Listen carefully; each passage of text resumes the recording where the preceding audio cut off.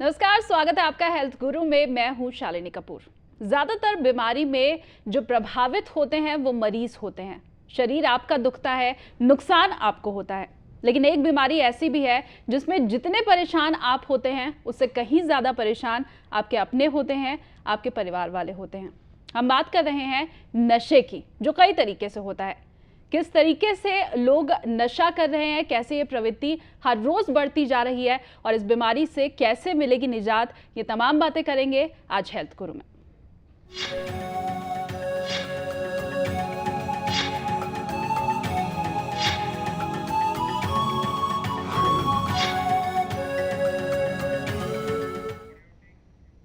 अमूमन लोग सोचते हैं कि नशा एक लत होती है और शायद ये सोच ही है, हम बीमारी का रूप नहीं मानते हैं नशे को, इसी वजह से इस बीमारी से दूर भी नहीं हो पाते हैं।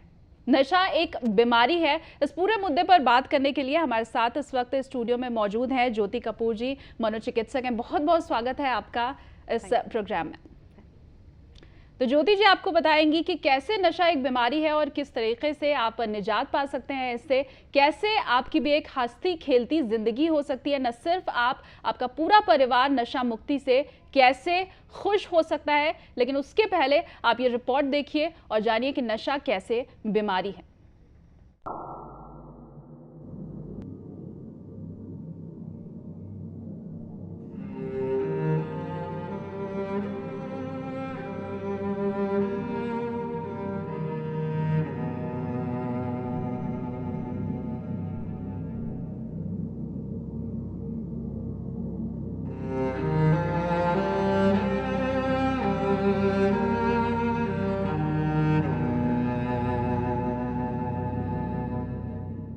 नशा चाहे शराब का हो या ड्रग्स का, लत चाहे जुए की हो या फिर इंटरनेट की, नतीजा एक ही होता है, बर्बादी अपनी और अपनों की।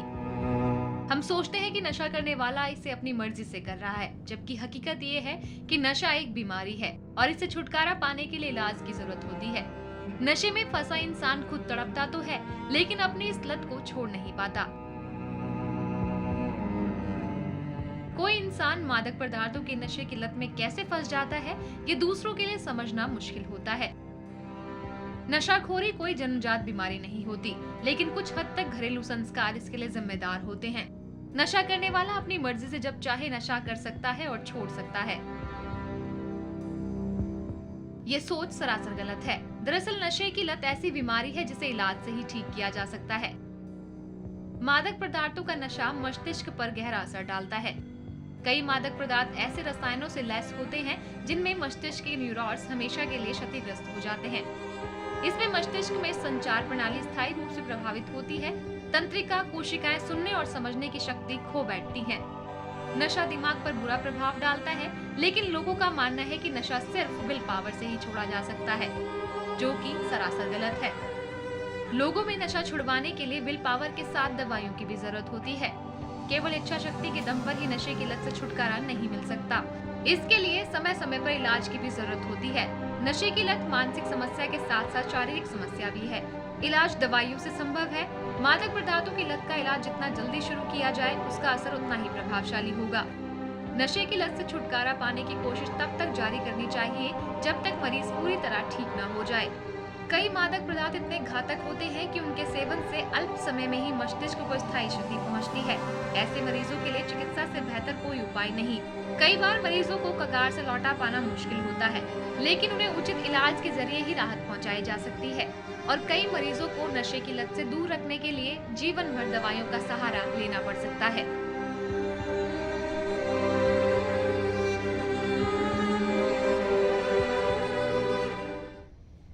तो एक बार ट्राई करके देखते हैं, एक्सपेरिमेंट कर लेते हैं, एक्सपीरियंस ले लेते हैं। शुरुआत इसी से होती है। नशा शुरुआत में मजे के लिए किया जाता है, लेकिन धीमे धीमे ये सजा में तब्दील हो जाता है। ज्योति कपूर जी हमारे साथ मौजूद है। ज्योति जी, खास करके अगर इंडिया में देखा जाए, अभी भी लोगों को नहीं पता है कि ये एक बीमारी है। नशे को अक्सर ही लोग लत समझ लेते हैं, डांटते हैं नशा करने वाले को, खास करके माँ बाप, और उनका ये कहना रहता है कि बेटा बिगड़ गया है, बेटी बिगड़ गई है। और यही वजह है कि सेवन लगातार, वो चाहे शराब का हो, ड्रग्स का हो, किसी भी चीज़ का हो, कर रहा है। कैसे ये एक बीमारी है, ये समझना चाहेंगे। जनरली आपने सही बोला है कि नशा जो है वो इसलिए स्टार्ट होता है कि एक प्लेजर सीकिंग बिहेवियर है, या आसपास में कोई ले रहा है तो एक पीयर प्रेशर हो जाता है। पर इसके अलावा नशा लेने के और भी कारण होते हैं, जैसे कि कुछ लोग नींद नहीं ले पाते, सो नहीं पाते, या बहुत जल्दी घबरा जाते हैं। और यहाँ तक देखा गया है कि लोग हमारे पास आते हैं और उनसे पूछे कि आपने स्मोकिंग क्यों स्टार्ट किया, तो वो कहता था कि कॉन्स्टिपेशन रहती थी, कब्ज़ रहता था, किसी ने कहा कि ले लो और स्टार्ट कर दिया। जब तक नशे जैसी चीज़ आप मतलब कोई भी पदार्थ आप कभी कभार ले लेते हो और वो आपकी ज़िंदगी का एक इम्पॉर्टेंट हिस्सा नहीं बन जाता, तब तक काम चलता है। पर ये बीमारी बन जाती है जब नशा आपकी ज़िंदगी का एक मेन हिस्सा बन जाता है। मतलब कि ड्रग या नशे की वस्तु आपके आसपास होनी चाहिए, वो लेना आपके रूटीन का, आपकी दिनचर्या का एक इम्पॉर्टेंट एस्पेक्ट है। यदि वो आपको नहीं मिलता है तो आप परेशान हो जाते हो, आपको घबराहट होती है, आपको क्रेविंग्स होने लगती हैं। नशा जब आप लेते रहते हैं तो नशा ना लेने की वजह से विड्रॉल सिम्टम्स होते हैं, जिसमें कई तरह के शारीरिक लक्षण होते हैं जो हम डिस्कस करेंगे, मानसिक लक्षण होते हैं। और इसके अलावा जो मात्रा आज शुरू में आपके लिए काफ़ी होती है, आपको एक हाई देने के लिए, वो मात्रा सफिशिएंट नहीं रहती, वो बढ़ती चली जाती है। आज आप 2 सिगरेट लेते थे, कल आपको 4 चाहिए, और कुछ हफ्तों महीनों के बाद आप पूरी पूरी डब्बी पी रहे हैं। सिमिलरली अल्कोहल के लिए या दूसरे मादक पदार्थों के लिए भी यही रहता है, तो इसको हम टॉलरेंस बोलते हैं।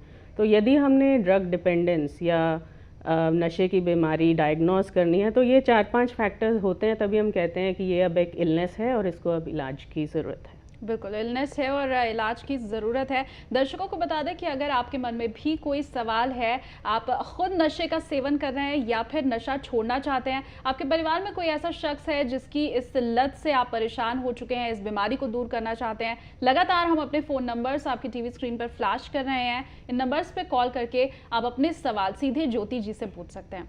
ज्योति जी, बीमारी होती है, ये आपने कहा, इसे दूर भी करना होता है, दवाइयों की इसके लिए ज़रूरत होती है। किस तरीके से इसकी शुरुआत की जाती है, किसके पास सबसे पहले जाना चाहिए? क्योंकि ज़्यादातर जो नशा करने वाला होता है वो अवेयर नहीं होता, वो खुद डॉक्टर के पास चल करके नहीं जाता, उसके घर वाले ही अक्सर देखा गया है कि उसे लेकर के जाते हैं। पहली कौन सी जगह होती है जहां अगर आपको नशे की बीमारी है तो आपको जाना चाहिए? देखिए, जनरली ये क्वेश्चन हमसे कई बार फ़ोन पे भी पूछा जाता है कि नशा है तो हम किसके पास जाएं। तो नशे की बीमारी एक मनोरोग है, एक साइकाइट्रिक डिसऑर्डर है। एक आम मिथ है कि साइकाइट्रिस्ट माने पागल, लेकिन ऐसा नहीं है। साइकाइट्री में जो मेजर प्रोपोर्शन ऑफ पेशेंट्स होता है वो इमोशनल और बिहेवियरल प्रॉब्लम से रिलेटेड होता है, और एक इमोशनल और बिहेवियरल प्रॉब्लम नशे की बीमारी भी है। इसका डायग्नोसिस, जैसे मैंने आपको बताया कि हमारे पास कुछ एक ये क्राइटेरिया हैं कि आपको डेली ड्रग लेने की ज़रूरत पड़ रही है, नहीं होता तो विड्रॉल होता है। विड्रॉल को अवॉइड करने के लिए आप दोबारा से ड्रग लेने लग जाते हैं, क्योंकि वो इतना डिफ़िकल्ट होता है वो पीरियड जब आप नशे की चीज़ आपको नहीं मिलती है कि आप उसे हैंडल नहीं कर पाते हो और आप फिर दोबारा से ड्रग लेने लग जाते हो।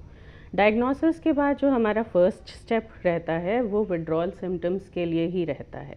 विड्रॉल सिम्टम्स में हर ड्रग का या मादक पदार्थ का जो विड्रॉल होता है वो अलग अलग होता है।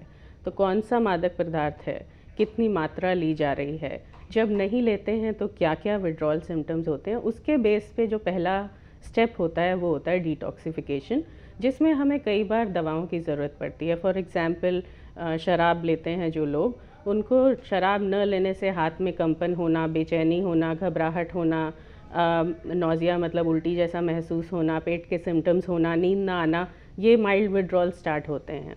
और इससे जो डिस्कम्फर्ट होता है उसे दूर करने के लिए वो जाके ना चाहते हुए भी दूसरा पैग ले लेते हैं। तो इसमें हम दवाइयाँ यूज़ करते हैं जो बेंजोडाइज़ेपिन कैटेगरी की होती हैं, और ताकि ये वाले लक्षण जो हैं वो कम आए ना आए, और धीरे धीरे हम इनको कम करके बंद कर देते हैं जी। दूसरा स्टेप आता है विड्रॉल या ये डिटॉक्सिफिकेशन के बाद, जिसको हम रिहैबिलिटेशन बोलते हैं। क्योंकि फिजिकल या शारीरिक लक्षणों को हमने हैंडल कर लिया, अब मानसिक लक्षणों को हैंडल करना है, जिसमें आपकी क्रेविंग है, मुझे ये दवा चाहिए या मुझे ये मादक पदार्थ चाहिए।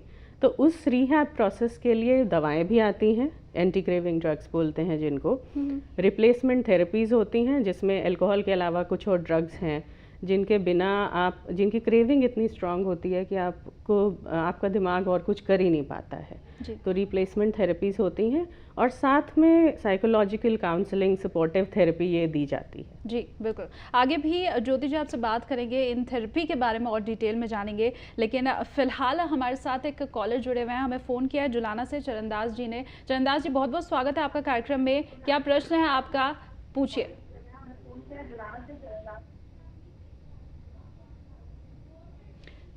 चरणदास जी, आपके टीवी का वॉल्यूम बहुत तेज है, टीवी की आवाज़ कम कर लीजिए ताकि हम ठीक ढंग से सुन पाए आपको। जी नमस्कार। मैडम, मैं जैसे स्मोकिंग के बारे में पूछा, स्मोकिंग से कैसे छुटकारा पाया जा सकता है, इसके बारे में बताएंगे? जी ज़रूर। स्मोकिंग या तंबाकू, ये जो नशा है ये हमारी सोसाइटी में बहुत कॉमन है, क्योंकि ये सामाजिक रूप से एक्सेप्टेड चीज़ है।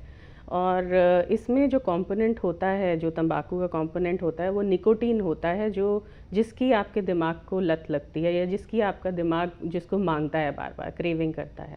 तो स्मोकिंग छोड़ने के लिए कई तरह की मेडिसिन्स अवेलेबल हैं, पर सबसे पहले हम ये कोशिश करते हैं जानने की कि आपकी हैबिट क्यों पड़ी, कितने समय से ले रहे हैं, कितना सिगरेट्स या बीड़ी या हुक्का पर डे ले रहे हैं। उसके बाद हम आपको निकोटीन रिप्लेसमेंट ट्रीटमेंट देते हैं, जिसमें निकोटीन के डायरेक्टली आपको निकोटीन दिया जाता है। निकोटीन की च्युइंगम आती हैं, इसके पेस्टिल्स आते हैं, निकोटीन के पैच आते हैं। ये समझने की ज़रूरत है कि जब आप एक तंबाकू स्मोक करते हैं तो 4000 से ऊपर रसायन आपके शरीर में जाते हैं, जिसमें से 60 से ऊपर ऐसे रसायन हैं जो सीधे सीधे डायरेक्टली कैंसर पैदा कर सकते हैं। उस सब की जगह हम आपको सिर्फ वो कंपोनेंट दवा के रूप में देते हैं जिसकी आपका दिमाग जिसको चाह रहा है, और वो है निकोटीन। तो ये निकोटीन रिप्लेसमेंट जब आप स्टार्ट करते हैं तो एक तो आप उन कार्सिनोजन से बच जाते हैं, दूसरा हम इस ट्रीटमेंट को, जब निकोटीन रिप्लेसमेंट देते हैं, इसको धीरे धीरे कम करते हैं। कुछ लोगों को ये भी काफ़ी नहीं होता है, तो हमारे पास एंटी क्रेविंग ड्रग्स में मौजूद हैं, जिनको लेने से आपकी निकोटीन से जो आपको मज़ा आता है लेने में, वो कम हो जाता है। ये भी ओवर द काउंटर भी अवेलेबल हैं ये दवाएं, लेकिन ऑफ कोर्स आप डॉक्टर की सलाह से ही लें। इसके अलावा कुछ लोग स्मोकिंग जो करते हैं उनको और तकलीफ़ें रहती हैं, जैसे वो स्ट्रेस या टेंशन के दौरान स्मोकिंग करते हैं या ज़्यादा करते हैं, या वो बोलते हैं कि यदि मैं स्मोक नहीं करता हूँ तो मेरा मन ठीक नहीं रहता है, मुझे उदासी होने लग जाती है, मुझे मूड स्विंग्स होने लग जाते हैं, मुझे गुस्सा आने लग जाता है। तो वो सपोर्टिव ट्रीटमेंट साथ में दी जाती है कि आपका क्या विड्रॉल हो रहा है, और उसके लिए हम आपको दवा दें।